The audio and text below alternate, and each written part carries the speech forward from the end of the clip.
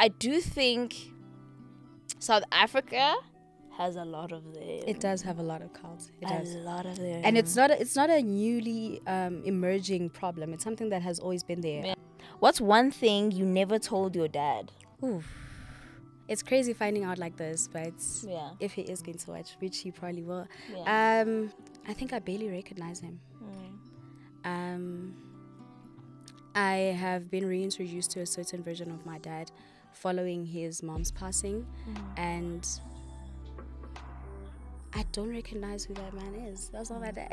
The definition of evil that Mpo and I could kind of agree on was the inability to think. So not having the internal dialogue with yourself that considers another human being, right? As per that definition, it made me think, what part of my identity is evil? Identity can't be set in stone because nothing is set in stone. Nothing around you is set in stone. You can't be an unchanging factor in a changing world, you know? I used to think that my naivete and my happy-go-luckiness and my ability to let people in and give them the benefit of the doubt was part of my identity. Then I realized that when I was put in situations where that could not survive, I had to revisit that part of my identity. So I do think in an ever-changing world, you can revisit your identity. I don't know myself as a mom. Does that mean that would never be part of my identity? No, I will give birth and have to redefine.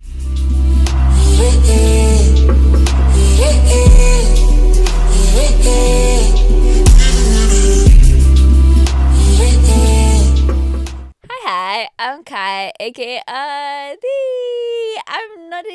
have a special co-host today. Yes, I'm gonna let her introduce herself, even though her name is Lisa, in case she introduces herself otherwise. Go ahead. Hi everybody, it's your girl Lisa, also known as the next big thing.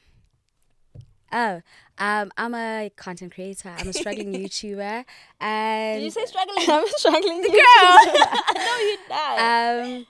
I make content, and overall, I'm just a girl. I'm just a girl. Welcome. I'm so excited to have you, especially because we went live last night and we gave people like a glimpse of both our thought processes, because I think we bounced off each other really well. Yeah. So I'm really excited to have you guys. Also, don't be too concerned. Mpo knows. She knows. It's not in secret. She had a meeting to attend today, so you guys know her life is very much tas. Don't be very concerned. But I'll finish the intro. Welcome to Thought Digest, where we amplify conversations one thought at a time. Mpo, I have very sad news. I'm joking. I'm not here to replace her. But we can be a trio.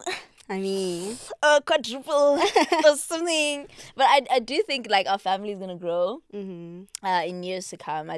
Even the network itself is gonna grow. So definitely, you guys are doing it's not the last time you see Lisa. Hopefully, actually. I said it, so it's not hopefully. Oh, okay. Yes. Okay. Life update. So do you want me to begin or would you like can to go begin? ahead. I've been people will be very surprised to know about being consistent on YouTube. Thank you. My vlog channel specifically. Don't ask me about that. The main one. That one, high product. You see, as soon as I need more than one camera to produce content, it's going to take a long time. But I've recently found a lot of joy in creating content, especially because my creative spark has returned. I lost it in the mix somewhere in the beginning of the year, but I think having consumed enough content, now I feel like I can find I can fill the gap where I think I can, you know what I'm saying? Like I see where I can fill the gap. That's what I meant to say. Yes. So it's been an interesting thing to navigate content my way, you know, with my personality, because for a very long time I stuck to Adiola because Adiola was what worked, but now I'm establishing Caiah, and that's nice. That's nice. Still single, not ready to mingle. Forget about me, okay? Don't even think about unless. Get it? Yes. And then emotionally, I think doubling back from the heartbreak episode. Still not in a great emotional place, but rebuilding, you know, day by day. I think that doesn't break forever. bandla, it must glue itself back together at Must some heal. point, you know? So just figuring out what healing looks like for me in this season is important. I said, what's career? In relationships, so that's like socially, emotionally, mentally, I'm always in the drain, I can't lie. Spiritually, doing well, actually. Doing really well. I've returned to church on a consistent basis. I'm not praying as much as I used to, but I'm still praying. Should be a little bit more. But good. Not as I wasn't. I'm not in the. I'm not at the entrance of hell like I was 3 weeks ago. If I died 3 weeks ago, wow. Going outside. Wow, I'd be burning in the flames. Exactly. Yeah, that's it for me. What's your life update? Damn. Career-wise, life is good. Work is going really well. Content creation is also going very well. Yeah. I've recently started to sort of rediscover who I want to be in the content space. Growing towards that. Every day, my creative juices are just flowing. Who do you want to show up as in the creative space? I can't really express it. There's a certain perspective of myself that I want to relay to people. But generally just sharing insight, wisdom, the little that I have. Being a light in a world full of darkness. Okay. Yeah, just doing it for everyone who wants to do it, encouraging people, showing them it's okay to start from the bottom, you know. It's okay to take some time, find yourself. Yeah. That's career. Yeah, that's career. But yeah, the content space, like, it's a bit demanding, especially if you're a perfectionist like myself. It gets to a point where I think also we need to let go of the idea of being perfectionists, because if you wait for something to be perfect, then you might not. But that's career. Socially, or relationship wise, I'm really good. I'm really good. Friendships are blossoming. Talking stage. Talking about it. Ew. Talking stage. Blusher. I have a bit of a talking stage. Very new. Very new. You do talking stages. It's like a week old. So yes, I'm still single, but it depends who's asking. There are people who I am not single for. I'm still very much single and exploring. And what else? Emotionally, I'm really, really, really well. Like for the longest time, I think I was at rock bottom. Not necessarily, but I was in a very dark space. But I think my skin is actually a reflection of how I feel. Like, if you see me glowing, then just know that life is good. We're cruising nicely. That's about emotionally. And mentally, I'm also doing very well. Okay. What did we miss? Spiritually? Spiritually, I think I'm possibly what could be the best I've ever been. Okay. That's fantastic news. Yeah, but it takes a lot. It's like you really learn a lot when you're at rock bottom and you're forced to sort of connect with whoever you believe in, whatever you believe in. Like I'm really good. I have a great relationship with God right now. I try to be like for people to see God in me, and I think I'm doing that really well. Okay. Man, this is where, like, this is the part where Paul would use the rock bottom thing and finding God and just make a mess out with that. Like, you'd probably say, should have a one-liner. You should have sent me all of your one-liners before we shot this episode. You threw me under the bus. Okay, now we're going to go into a Girl Chat episode, which I think is really, really, not episode, Girl Chat segment, which I think is really interesting. Very unexpected. We've never even touched on this. Well, the Girl Chat topic for today is cults. Would you? Yeah. Even BTS. They're like, wow, what do you mean? Let's give you an overview of the conversation we'll be having regarding cults. It was in the spur of the moment thing when we went live yesterday. And we were just like, actually, why don't we just talk about that? Yeah. Give me a second. Take your time, Mama. Okay, so church cults. What are the different types of cults? Your thoughts on them? Have you ever been in one or know someone who is? How do you know you are in a cult? So, okay, I think the first question we can answer there is, have you ever been in one or do you know someone who is? I feel like I know someone who is. Okay. Tricky situation, which is weird because I've sort of touched on it on my close friends, but didn't really go into depth about it because I was a bit conflicted. Because we don't want to police how people connect with God, but I do believe I know someone who is very much in the church cult. I am aware of some cults going around. In the city, and the Eastern Cape also had a surge in the church cult. There was one that was recently trending where they're recruiting 18-year-olds only. A church that does not allow anyone who's not 18 That's interesting. drop out of school because there's no concept of school in the Bible. Just doing crazy weird things. Is there a concept of school in the Bible? There is. That's why I'm like, let me come back next week. There's a concept of learning, which is what school is derived from. Yeah. But you can't say don't do school because it's not in the Bible. Oh, the concept of school is in the Bible. Paul was a scholar. He was actually, he was a lawyer, if I'm not mistaken. So the concept of school is in the Bible. It's just not touched on. But one of the greatest apostles was a scholar. Goodness gracious, a Jewish scholar. So. Yeah. That's why it's important to know the word of God for yourself. Yeah. Imagine if I sat here and be like, oh, actually, there's no concept of school. Let me not do my postgrad. Rubbish. Yeah. There was a liar. So essentially, I think my friend is in the cult. Like, she was, please, ne. I'm not going to name your name, but you know yourself, ne. And I'm not attacking you, I'm just sharing. She's going to know. Yeah, it's a bit crazy because I haven't realized it was a cult. I'll get there. Okay. I have not spoken to her about it because when I did ask people around me if I should confront the situation, they were like, rather don't, because she's going to see you as the devil who is trying to pull her away from God. But essentially, she's not in a relationship with God. She's in a relationship with the church. That was my main concern. In everything that she does, she is so concerned about what the church will think about her. Their beliefs in the church are so distorted. They have made her to believe that we are sinners, which we are, but that's all we are.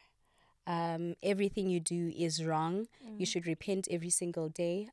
So for me, there were little red flags. There was a time where it was her birthday, right? And she went out on a little datey date with her friends, and she came back. They had drinks, obviously. The following day, she overslept. She missed her bus, and the church convinced her it's because she was out sinning. She has given herself over to the devil because she went over. She went out for her birthday. So I'm like, it's so concerning that there is, like, the perspective of which they see things is so concerning to me because, how do you tell someone you can't go out for your birthday because that's giving yourself over to the devil? Understand? It is very cultish behavior. They do weird things. They're the type of people to baptize you on your first day at church. On a random Tuesday evening. On a random Tuesday evening, they baptize you in the church. Your friend invites you over to church. You know how we invite each other to church sometimes?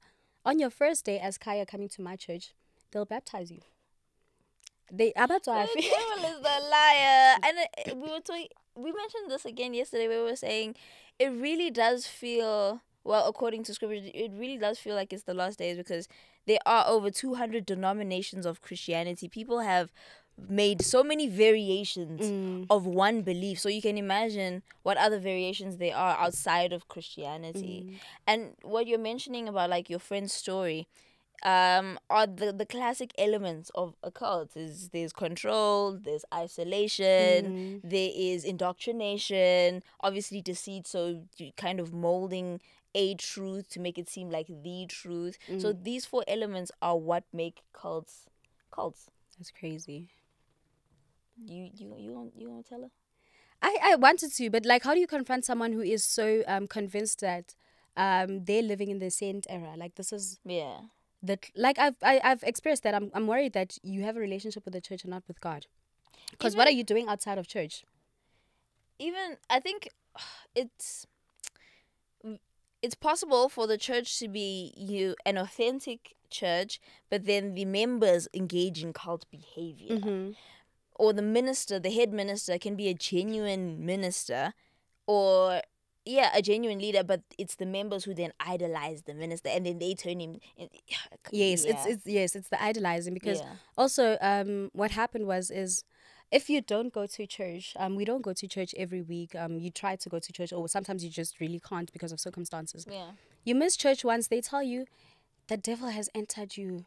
The devil is also using you. Guilt tripping is also an element of cults. Yes, definitely. So there's an element of control, and I think it's a bit scary, because ideally I would want her to build a relationship with God outside of the church, to see herself as a Christian outside of the church, spend some time away from the church, discover God and what God means to her, as opposed to the vision of God that she's been sold.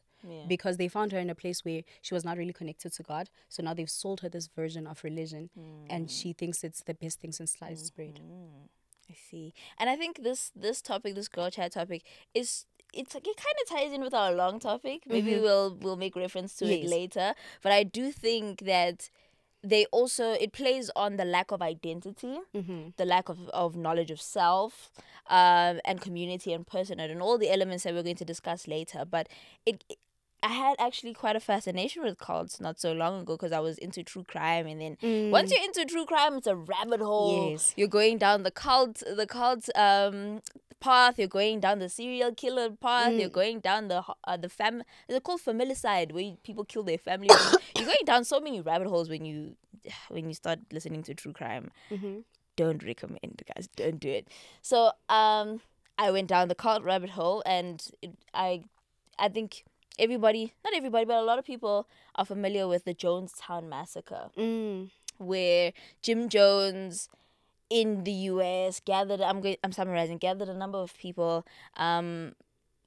Obviously, he had his own system of beliefs derived from the Bible, and then convinced them that capitalism is evil and that the world's gonna end. We need to move to our own little town. We need to have our own area. And so he moves them to this place called Jonestown, and then eventually convinces them to commit mass suicide, right? It's the craziest story. That's why I don't like summarizing it, because it has so many interesting elements to it. But it played on people's sense of belonging, people's need for love and recognition, and to feel like they matter.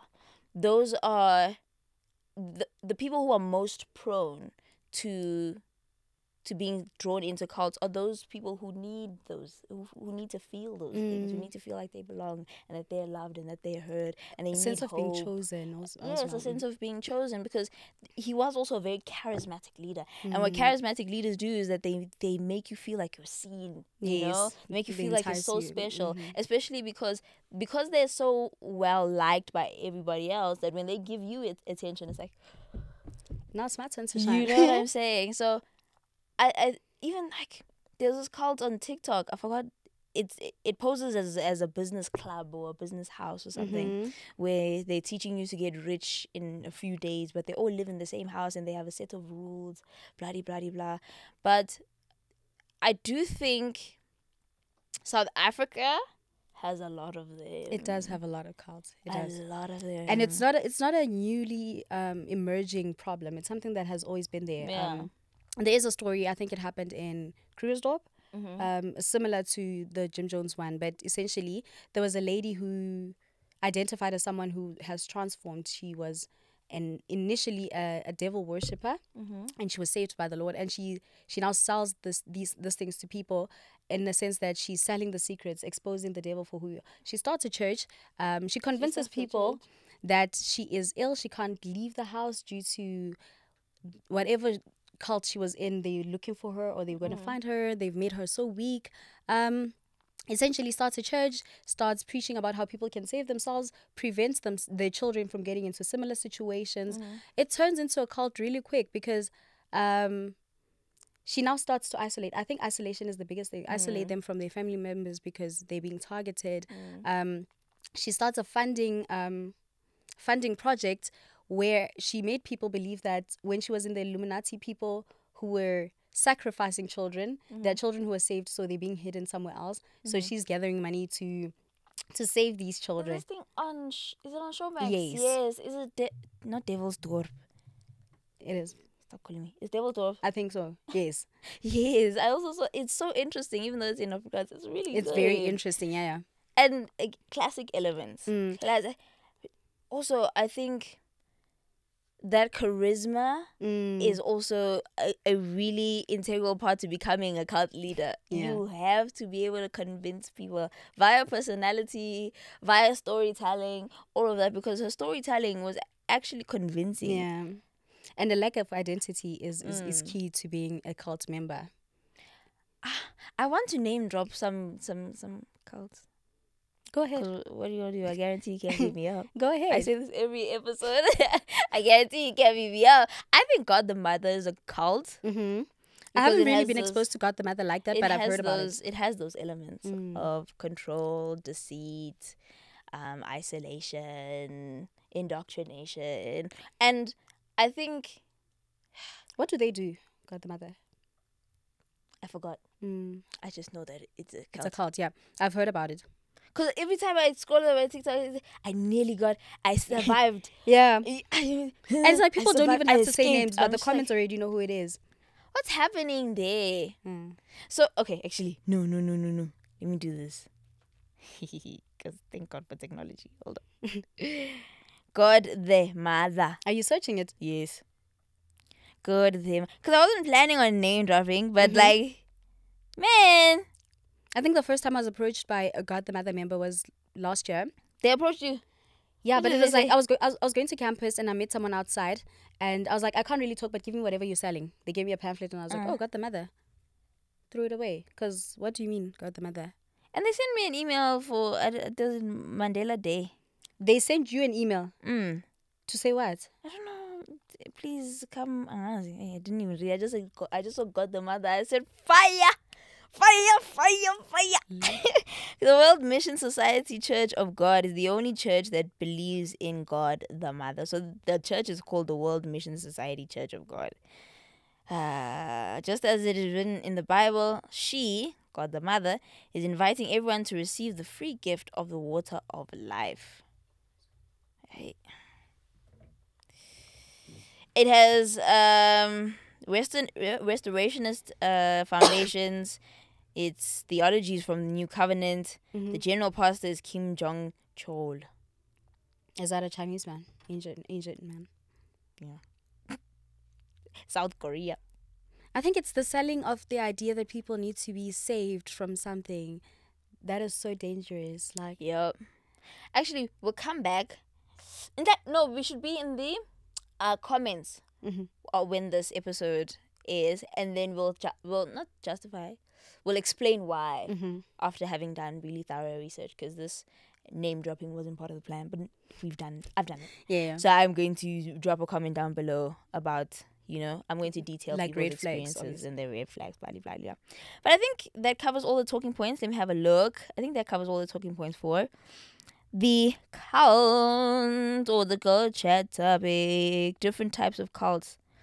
I think we've spoken about that. Your thoughts on them are very clear about our thoughts regarding cults. Have you ever been on? I've never been in one, but she knows someone who is.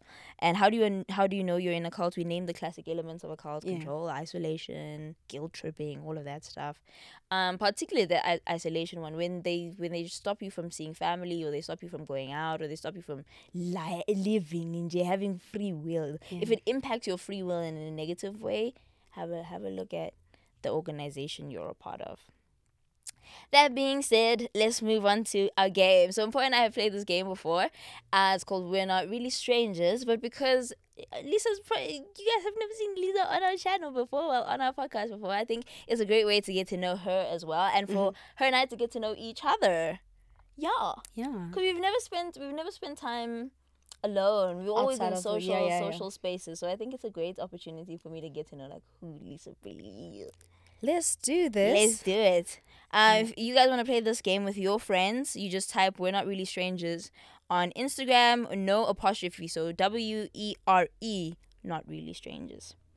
But yeah, do you want to start? You can go first while I look for... Okay, let me look to... What text would you send right now if there weren't any consequences? What? What text would you send right now if there were no consequences? That's interesting. I had to think about it. Go ahead. Man, I tell certain family members. Okay, I did not expect you to go in that direction. Yeah. I tell certain family members that it's okay not to be family. Hey, like you don't have to do this pretense thing. Like it's okay to choose who you want to spend your time with and spend your life with. Certain family occasions shouldn't be forced to be certain reunions. Family reunions. Keep your people, know your people, and stick to them. Don't pretend. But even if you said in that text, bruh, what are the consequences? Hey, family meetings, dog. Like, yeah. Oh, your family's like that? Probably not, but it's like, I think my certain family members are they're allergic to the truth. They're going to turn it into something that it's not. And also they're probably going to take it as a personal attack. Yes. Which How dare you? You're only in your 20s. You think you know everything. We're the elders. Oh. Yeah. Or is that like, that's not a Zulu thing? Is that a multicultural thing? I think we have a bit of freedom of speech, but they just don't want to hear the truth a lot of the times. Oh, in our family, we don't have freedom of speech. You better shut up. Really? You see something going wrong. Shoo. What do you mean you're confronting an adult? Not even confronting. Everything is a confrontation. Even if you say, ma, are you mad? Are you mad? You're not going to eat. Must officially plate. That's crazy. I'm exaggerating, but... really. Oof. Did you find one? You can scroll all the way down. Yeah. Okay. Hectic. It's not that hectic. Okay. Who or what feels like home to you? Who or what feels like home to me? The first thing that comes to mind is actually the ocean. I love being there. Anytime I feel same. I run to the ocean. I'll book a flight now. In the next 20 minutes, I'm gone. Same. No backpack. Well, last time I did pack a bag, if you watch my vlog channel.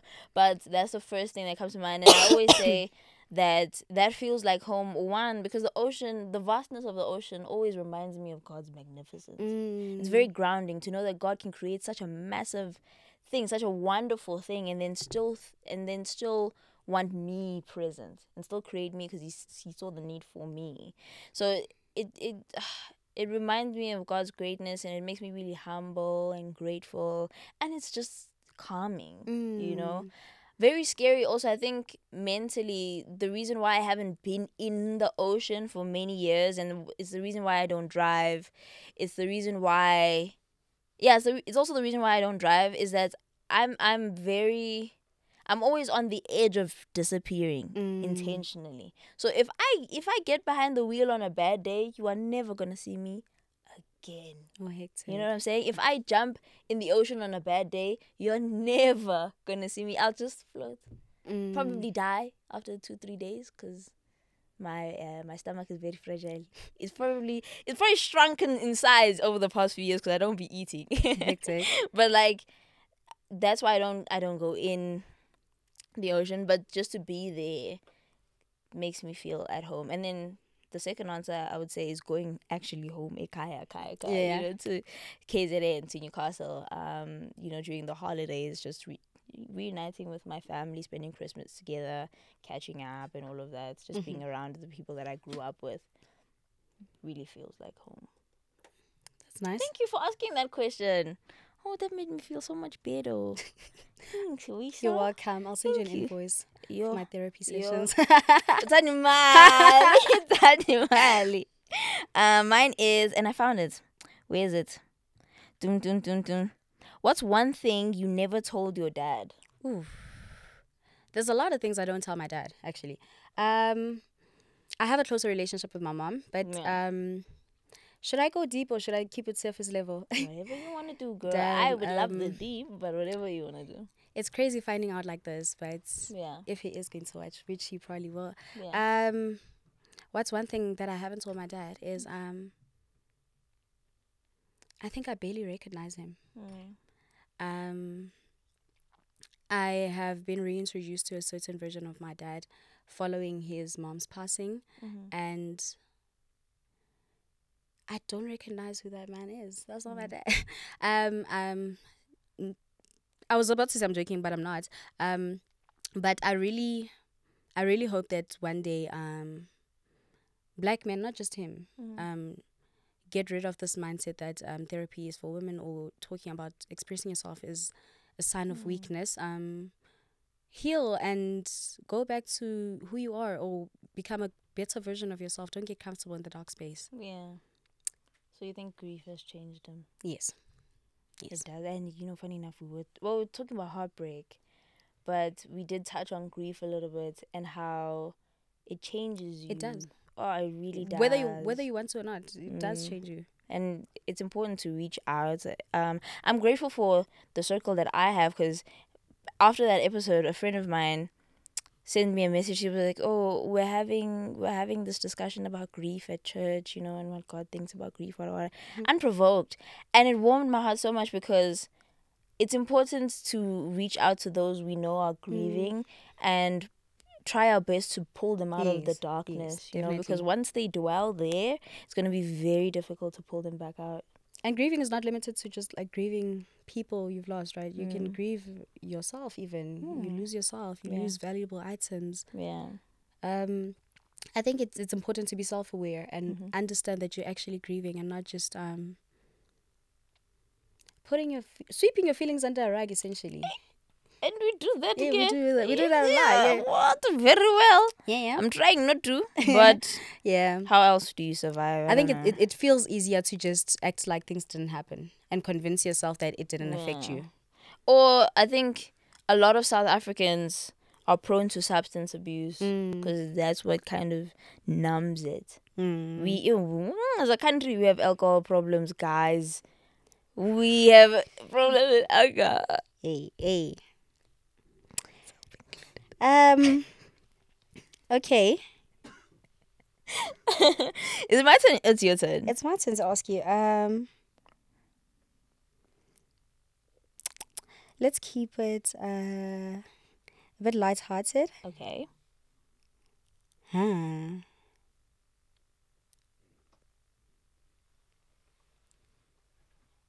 If your last relationship or breakup, if your last breakup was a movie, what would it be called?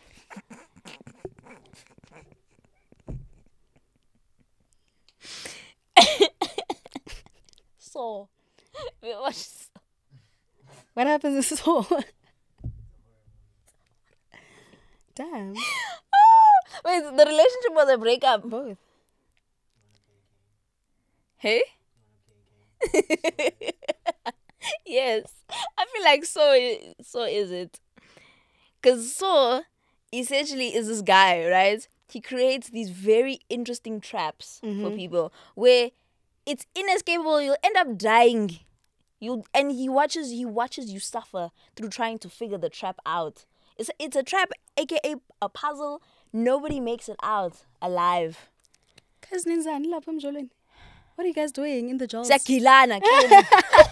are you guys doing in the jaws? Whoa. Stop the bus. Let me get off. Definitely Saw. The PG version will probably be what's that? Malcolm and Marie? Oh. Yeah. Okay. PG. But SNLV is Saw. Hey guys. Hey man.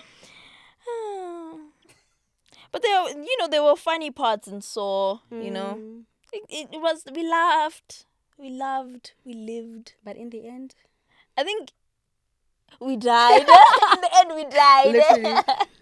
But yeah, that would be it. Or maybe I'm just speaking from a point of hurt. Actually, I was talking to myself in the mirror yesterday, and I was reflecting on it. And as much as I'm in, the heartbreak season of it, and I'm grieving, and I'm looking, it's very easy to demonize the whole thing, right? Because it didn't end the greatest. So because of how it ended, it's very easy to demonize the relationship and villainize the person and whatever. But in hindsight, I am glad that I got the opportunity to love somebody, right? And I'm glad that I had the privilege of being loved. I'm glad love visited. I'm glad I was able to show up in a loving manner, that I got to know myself even better by, you know, being cultivated in love. There were some phenomenal moments in the relationship. There were eye-opening moments in the relationship, life-changing instances. So, are you about to sneeze? Oh, okay. No. I was like, snap, I wanted you to sneeze so bad. Why? I don't know. I want, like, everybody around me, I want to know what your sneeze sounds like. Because there are some people who go, Yeah, that's you know, me. those Mine's just like... Please small. sneeze. No, where am I going to get a sneeze I from? don't know. It's the cutest thing ever. You see, now I'm diverting. But yes, I'm very glad that love visited, even though, you know, it had its traps. Love visited, but it was that Airbnb booking where you just trash the place and go back to wherever you came from. Had a boy. You didn't have to say that, bro. I was actually trying to be nice. Throw a party in your house, invite 700 people, dance on the couches, break the glasses, and just leave. As was that Airbnb love visited, but is that wow? Okay, I think we can do one more each and then move on. What title would you give this chapter of your life? Oof. I would say rediscovery and contentment. Yeah, I'm really content with where life is at the moment. I'm also rediscovering myself every day. I don't think I learn a new version of myself, but I'm realizing I'm learning how to unlearn certain things, certain habits, and just finding contentment in what I have, as opposed to always just trying to seek more, you know? Yeah. Okay, that's beautiful. Yeah, nice Last and sweet. one, nice and sweet. How does it taste? Yeah, it is so sweet. Too much tea talk in the head. Too much. Okay. What's one thing that you feel like you've taken for granted? What's one thing that I feel like I've taken for granted? My village, my community, the people around me. I have some great people around me. I think lately I've been very neglectful of them, and that's something that has. It's something I've done for a very long time in my life, where I've just been the center of my own world. You know, not that I behave selfishly or whatever, but I don't consider my loved ones enough. It's actually quite the opposite for me. I was pouring so much of myself into other people that I forgot to give the same effort to myself, take care of myself a little bit more, you know? I was pouring into friendships, pouring into people who didn't really appreciate me, trying so hard to sort of fit into spaces that weren't designed for me. And I neglected myself in doing that. But now I'm back. Back like him, good. On like a scone. You hear me? Yeah. What's the other one? It's on like a scone. What do they say? Live like Clive. There we go. You've never heard that one? No? Don't be a nihility. Which side of the internet are you on? Girl, I just be laughing on the internet. That's funny. I guess. I think. I hope. Okay. I think that's it for our games. We can move on to our long topic now, which I think is. I love how you think, right? Because you are. Oh my goodness! You provide a perspective that neither Paul or I ever explore. So I want to pick your brain on this. I'm gonna do less talking. Yes. So we're gonna talk about the concept of self. And we're going to delve into philosophical and psychological perspectives on identity, the self, and how our understanding of who we are influences our actions and relationships. Okay. So, obviously, the pertinent question is, what is the self? Or how do you establish identity? Ooh, that's so crazy. Damn. You know, when you have an idea of what something is, but you can't really put it into words. I think Identity, essentially, the most basic answer I can give you is who you are, or who you think you are, rather. Who you think you are. I think it is shaped by our experiences, upbringing, life journeys, your beliefs, your morals.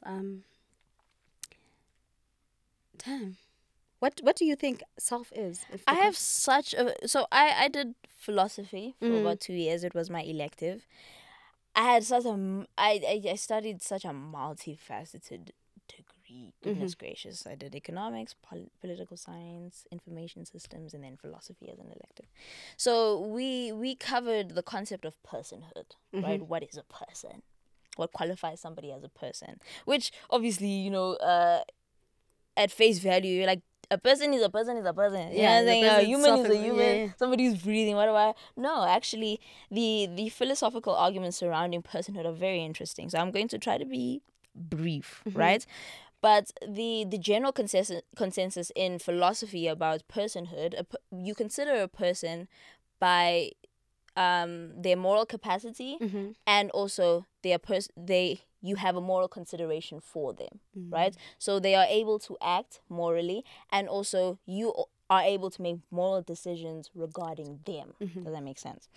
And so it has that definition has holes in it, because then you would then disqualify an unborn baby as a person because they can't make moral decisions, but you can make moral decisions regarding them, right? But overall, I think that would give you an idea of what a person is, what the self is. However, the transition from personhood, or identifying what a person is, who the self is, to having an identity is where I think a lot of scholars disagree. So there is a criteria for what qualifies somebody as, or what establishes the identity of personhood. And there's the genetic criteria. Genetic criteria would mean it's a human being, human DNA, who has human DNA. Then there's the social... My phone keeps locking. Then there's the social criteria, right? Which is... Hold on, give me a second. The social criteria for personhood or identity is consciousness, reasoning, self-motivated activity, the capacity to communicate, and self-awareness, right? So this is the criteria that will shift you from being a mere person who we make moral consideration for, to having an identity, to be an agent, an independent agent. So your capacity to be not your capacity to be your capacity to be conscious, but the way that your consciousness functions then dictates your identity. How self-aware you are dictates your identity. Your reasoning dictates your identity, and how in control of your actions you are dictate your identity. Like you said, things like religion and tradition and environment and culture do play a massive role in forming your identity. However, the impact that they have on your personhood is dependent on you. So at the end, we will have to answer for how my Christian beliefs impacted my consciousness, impacted my awareness, impacted my reasoning. That's a standing that allows you to function in society. What's an interesting concept as well, I'm yapping, I'm so sorry. It's okay. Yap on. What's an interesting concept as well is the concept of losing your personhood, right? So there is the gradation. What gradation means is that you can gradually inherit personhood, moral capacity, and moral reasoning, and being morally considered, and you can lose it. In society, we then it's again an agreed upon thing that those who commit gross inhumane acts lose their personhood. For instance, Hitler, he committed genocide, right? He then loses his personhood in society, so we therefore no longer have to make moral consideration of Hitler, right? And that for me is so interesting, that you can lose your ability to be moral and for people to consider you in a moral manner. And it's so interesting because when someone has lost their personhood, that's when the comparison comes. You say, he's such a monster. You don't see them as a person anymore. You don't value them as a person anymore. And when we talk about personhood and the loss of personhood and the ties between personhood and identity, what makes up the self, the consciousness, all of these elements, the criteria. It's a very general thing. So I wanna kind of minimize it to who we are. And I made reference to this in the previous episode about evil, what evil really is, right? And it forces you to self-reflect, because how we defined evil, or the definition of evil that Mpo and I could kind of agree on, was the inability to think. So not having the internal dialogue with yourself that considers another human being, right? As per that definition, it made me think, what part of my identity is evil? I think also evil could be like, how do I put it? Allowing yourself to be a victim of circumstance. Okay, that's interesting. See, I said it in the beginning. Very interesting perspective. I never considered that. So I'm just going to share like a simple analogy. If you have two siblings, it is actually a story. I'm not sure if it's based on a true story or what, but it's something that I was taught. Yeah. You have two siblings who are on opposite ends of the spectrum, the human spectrum. One is really a drug abuser, a women abuser, just like a deadbeat dad and everything. And the other one is really successful, has a really healthy relationship with his family. And when asked why they ended up there, they both gave the same reason. My dad was abusive. My dad was an alcoholic. My dad was this. So one accepted that they're a victim of circumstance, while the other chose that to sort of create an identity of what they don't want to be. You understand? So just the idea of not letting your experiences define you, but rather shape who you want to be. Yeah, I think that's something we need to consider. Like just allowing things to happen and allowing them to define you is a sense of evil towards yourself. I see. Okay. Because I was trying to see where you were coming from, but when you say evil towards yourself, then I get it. Because you're not showing sort of love to yourself, consideration for yourself. Yeah. Okay. The ringing idea in my mind when I was looking at self and personhood was tiny evils, and I feel like that's a tiny evil to yourself.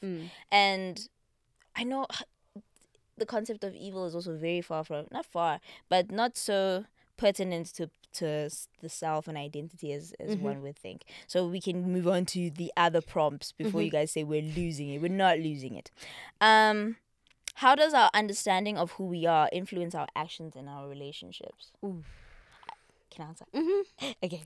So, as per the criteria, the consciousness, the reasoning, self-motivated activity, capacity to communicate, self-awareness, the failures in these departments, the failure to meet this criteria will be detrimental to all the aspects in which you show up in the world. You know what I'm saying? It will be detrimental to your work environments, to your relationships, to your family. Because if you lack, let me use self-awareness. If you lack the criteria of self-awareness, you enter relationships that will worsen the situation. Do you know what I'm saying? Because you are moving off. You're on autopilot. People who are not self-aware are on autopilot. You don't know what's happening. You don't take accountability. In fact, you become a violator. You become a perpetrator because it's your world. And we all just live in it. You know. The other example I can make is self-motivated activity. A distortion of self-motivated activity will make you a greedy person. Will make you commit tiny evils. Do you know what I'm saying? So I think based on this criteria is a very good foundation on which to build identity, you know? And then obviously you allow the other elements in your life to contribute to how you build on those. Do you think identity is deeply rooted? It's fixed, or do you think it can be it can evolve like who you are? That's such an interesting question. Go ahead. I was thinking about it, right? And I was like, there are really values and morals that are engraved in who we are, and there are aspects of your life that can change, but to what extent are they deeply rooted? Can you change your identity over time? Do you want to answer that? Or are you asking me? I'm asking you. I'm trying to think. Do you think like identity is firm? Who you are is who you've always been? It's just different versions of that? Or I don't think identity is firm. Because if let me try to find the words.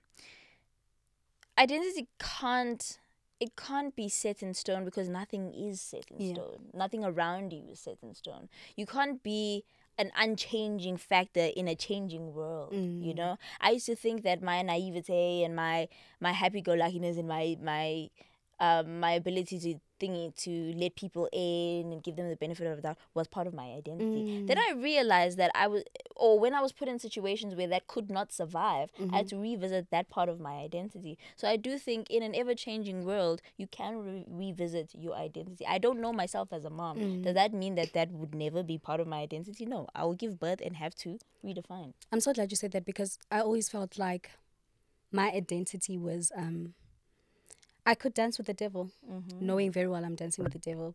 But because it was within me to give people the benefit of the doubt, it's just who I am. I'm just going to continue. Okay. And I've learned the hard way it's okay to leave when you see the red flags. Hey, you don't have to see the best in everyone. If people show you who they are on the first encounter, it's okay to take that as who they are. Yeah. Oh my goodness, she said you don't have to see the best in everyone. You really don't. I'm going to take that and run with it. You really don't.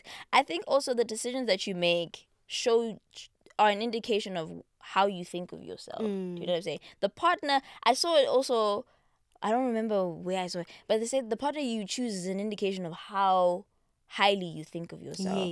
Yes. Ooh, that bit me so hard because I realized that the person I was with was in no, they're gonna make this in snippet. Let me not finish that sentence before because the snippet goes viral. Then I'm done for. But I realized that even some of the partners that I chose reflected the love that you have for yourself to a certain extent. In fact, it reflected a lack of love for myself. And Paul called me out one time. She said, "You're not staying with this person because you love them. You're staying with them because you don't love yourself enough to leave." And I said, "Wow." So true. That is. I don't like that girl. Hey, she tells it like it is. But it's true. The way that you think of yourself reflects in how you dress. It reflects in how you speak, the material you consume, the people you will allow around you, the choices you make, the places you go. It affects everything. If you think of yourself as, hey, her. Do you know what I'm saying? Yeah. If you put a crown on your head and you elevate yourself to an unreachable level, you will, all the stupid decisions you make will just fall away. Also, what's his name? Peterson. He said that you need to as part of identity and revisiting personhood, you need to examine what foolish decisions am I making on a daily basis that hinder me from becoming the person that I want to become. It comes back to what I was saying yesterday. Reflecting at the end of each day, asking yourself, questioning yourself that, are you happy with who you are? And this is something we also touched on last night, but disregarding people's opinions of you, because there's a difference between being confident and sure of yourself and totally ignoring other people's perspectives because you think you are the person that you are. You said yesterday it's important to look at your life through the perspective of an outsider. I think that is also very important to ask yourself, why do people see me like this, you know? I'll just make a simple example. When I started working, I was told that, oh my gosh, you have the worst manager in the organization. We feel so sorry for you that you're going to be working with this person. And in one of our first encounters, I said to her, this is what people have told me about you. I'm not saying it's who you are. I'm just saying it's important to ask yourself, why do people see you like this? However, I'm not going to let the experiences define mine. I'm going to give you a chance. Beautiful.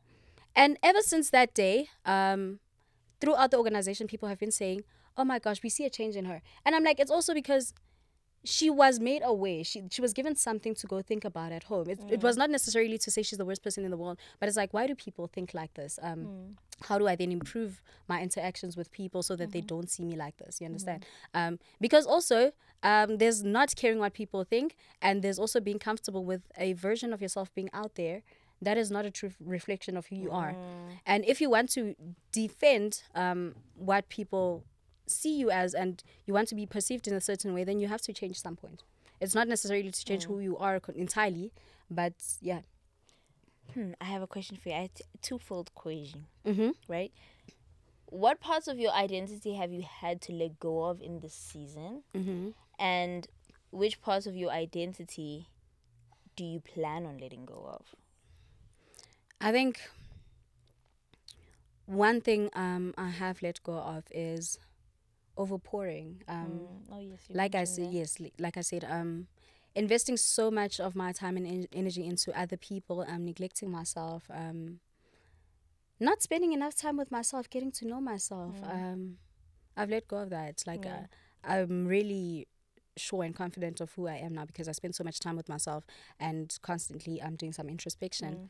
I've let go of trying to tell my side, trying to clarify things for people. Tell me about it. Which is crazy because I spoke about this on Instagram, but my favorite Bible verse is Exodus 14 verse 14. It says, the Lord will fight your battles. All you do is all you have to do is remain still. Other versions say remain quiet. Other versions say remain peaceful. And I take all three. If you are living your truth, you don't always have to make sure that people are aware of your truth. Especially know which battles to fight. Choose your peace. Choose your peace. Because you can explain yourself over and over and over and over again to certain people in all the different languages in the world, and they'd still choose to see you as what they see you as. So being content in knowing that I'm the best version of myself. People won't always accept me for who I am, and that's okay. What do I plan on letting go of? Access. Access to myself. I feel like I'm in a position where I wouldn't say really accessible because I'm not, but I would like to be a little less more accessible. Sharing pieces of myself with people, sharing pieces of my past with people, putting myself out there like that. I think, I plan on letting go. Same. Sheesh.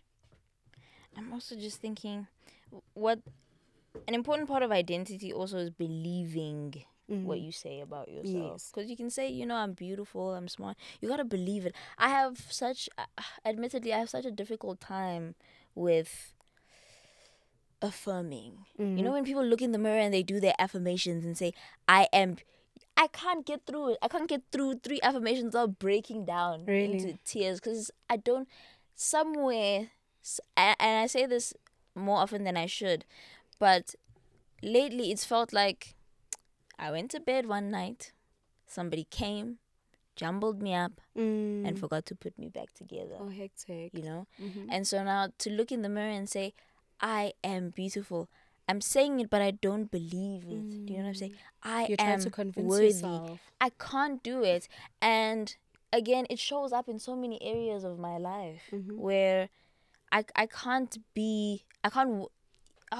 being so vulnerable. I can't walk into a room as confidently as I used to because I don't believe these things about myself anymore. That's why I've chosen to be a recluse of sorts, where everybody's like, we don't see you outside. You're always at home. It's because I don't have my identity isn't as firm as it used to be, and so I don't want to show up in the world where I know I can easily make a mistake. You know what I'm saying? And since we're both on, we're both public figures, you make a mistake, they crucify you. Also, what? Are you kidding me? That's another thing. Yeah, I think I'm diverting a bit, but the fact that the internet is such a hypocritical place. People are always getting crucified for their opinions, but if it's a regular Thabo from Sosha saying the exact same thing that Caiah said, it's not as problematic. You understand? Because people expect more from Caiah than they do Thabo. Caiah has put, I think, as much as public figures like to complain about, the harshness of social media, whatever, ketile, you know what I'm saying? You put your life on the stake, at the stake. at the stake. You put your life at the stake. The stake. No.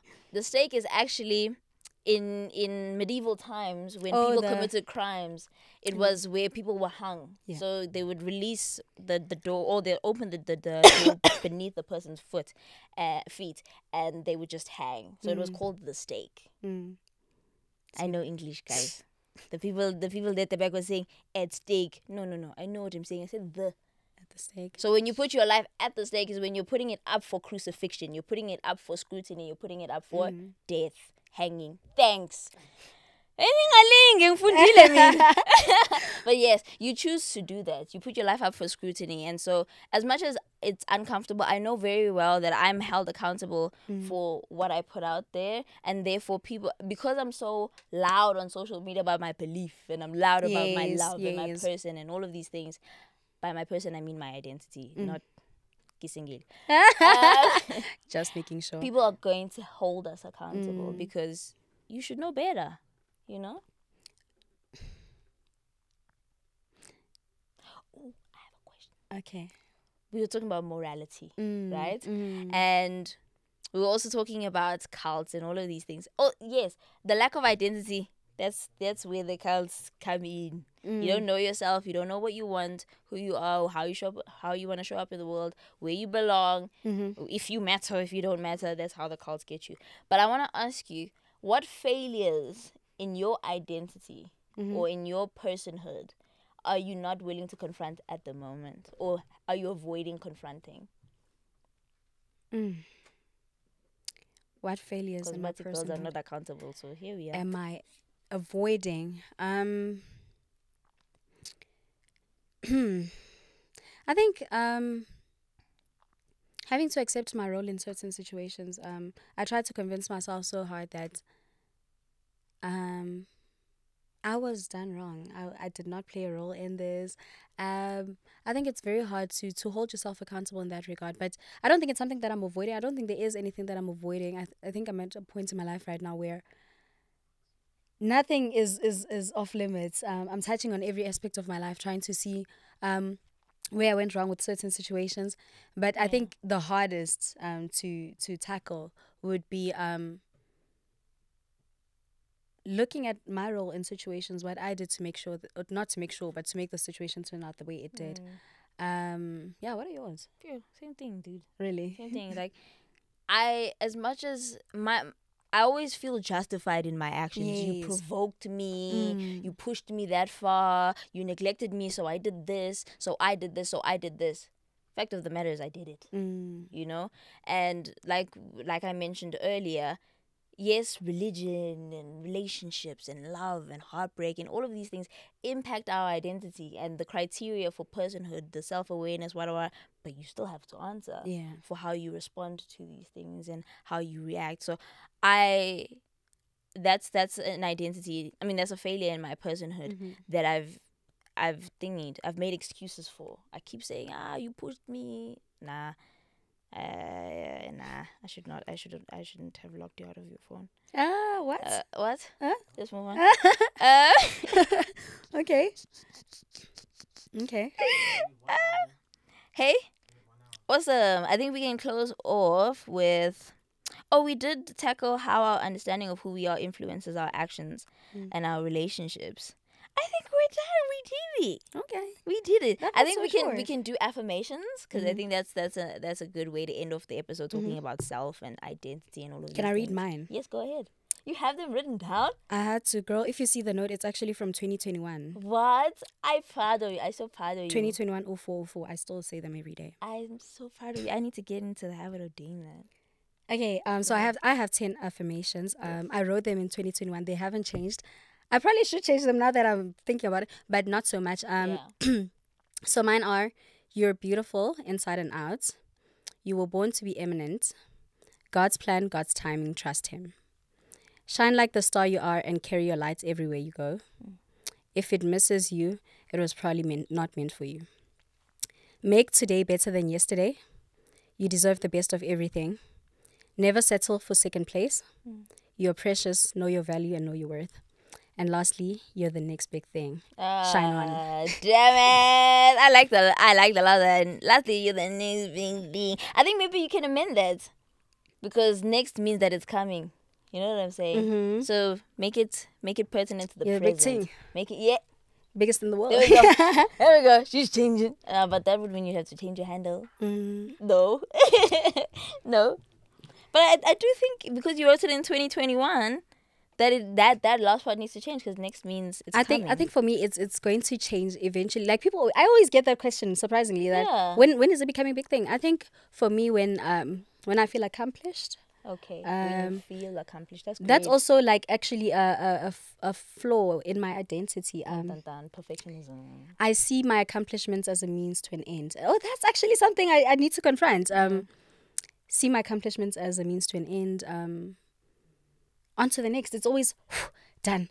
On to the next. It's never, wow, you did that. Yeah, it's never, I did. You understand? So I think it also stems from that that I'll only change it to big thing if I feel like I'm content or I feel accomplished.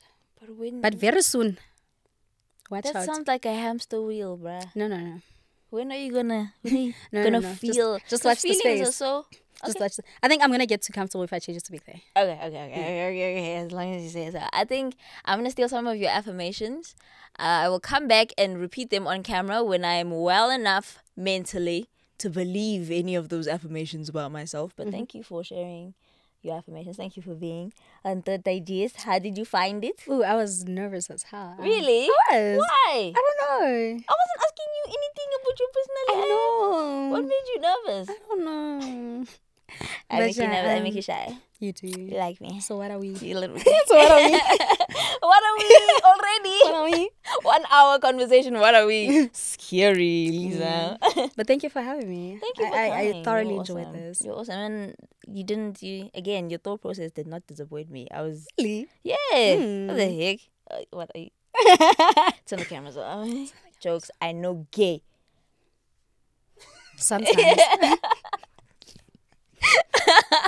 You guys know the cues. Please let us know. I know that you guys will definitely be happy to see Lisa here again. What would you like her to discuss? Because she's also a corporate girly. So I do want her to come back and give us, some insights into the corporate I'd world. love to actually. Nah? Like, my friends have been saying I should give them a bit more insights. Like Yes. I have a lot to share about that. Yes, absolutely. So let us know what you'd like to learn from Lisa regarding that part of her life, and what you thought about the episode. Share your opinions, of course, what your idea of identity and the self is. How do you define personhood? Do you agree with our definitions of personhood and the criteria that we gave to you guys?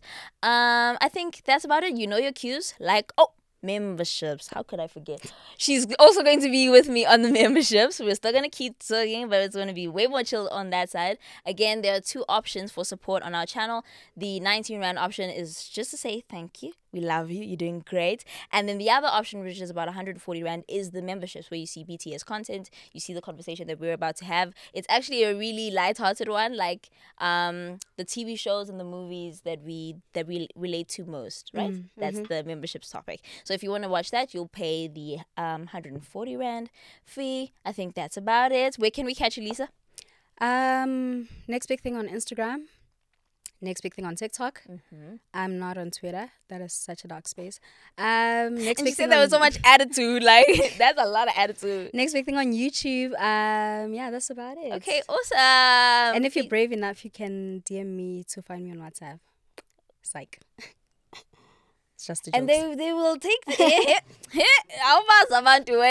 they will definitely DM you guys. Like, comment, share, subscribe. We'll see you guys next week, Monday at 3 p.m. Bye. Bye.